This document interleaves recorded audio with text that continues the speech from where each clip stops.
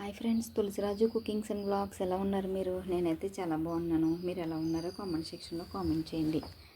Night అయితే చల్లగా పన్నీరు నానబెట్టేసాను.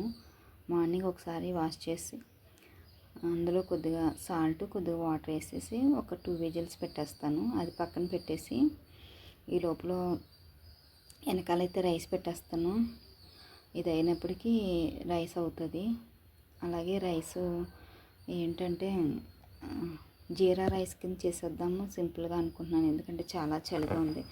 ఇప్పుడు నేను వెజిటబుల్స్ అవన్నీ ఏం కట్ చేయలేను, చల్లగా ఉంది. అందుకని చెప్పేసి జీరా రైస్ చేసేస్తాను. రైస్ అయిపోయిన వెంటనే జీరా రైస్ అయితే చేసేస్తాను. ఫస్ట్ అయితే కొంచెం కడాయి పెట్టి కొంచెం ఆయిల్ పోసాను. ఆయిల్ పోసి కొంచెం బటర్ వేస్తున్నాను. ఫస్టే మనం బటర్ వేసామంటే మాడిపోతుంది అన్నమాట. అందుకనే కొద్దిగా ఆయిల్ పోయాలి. ఆ తర్వాత అయితే ఇది వేడెక్కాక పన్నీర్ అయితే కట్ చేసి ఇందులో వేసుకుంటున్నాను. పన్నీరు ఎక్కువ ఏగకూడదు, ఎక్కువ వేగితే లబ్బర్లా సాగుతుంది అన్నమాట. కొద్దిగా సాల్ట్, కొద్దిగా పసుపు వేసి వేపుకోవాలి. ఆల్రెడీ బటర్ సాల్టెడే, అందుకని కొద్దిగానే సాల్ట్ వేసాను. ఇవైతే ఒక ప్లేట్లోకి తీసేసుకుంటాను. ఒక ప్లేట్లో తీసేసుకుని ఆ తర్వాత ఇంకా కొంచెం ఆయిల్ బటర్ ఉంటుంది కదా, దాంట్లోనే పచ్చిమిర్చి జీలకర్ర వేస్తాను. పచ్చిమిర్చి జీలకర్ర వేసేసి ఆ తర్వాత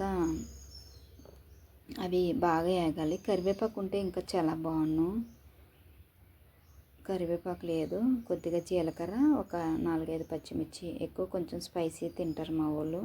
ఇందులో అయితే కారం అయితే వేయకూడదు. ఇవి వేగిపోయాక దీంట్లోకి వాళ్ళిద్దరికీ సరిపడినంత రైస్ అయితే వేసేసుకుంటాను. వేసేసుకొని ఆ తర్వాత సాల్ట్ చెక్ చేసుకుని చూసుకుని వేసుకోవడమే. సాల్ట్ అయితే సరిపోతుంది. వాళ్ళకి ఎంత పన్నీర్ కావాలో అంత పన్నీర్ వాళ్ళకి వేసేసాను. ఇప్పుడైతే కొంచెం పైన టేస్టీ కోసం కొంచెం జీడిపప్పు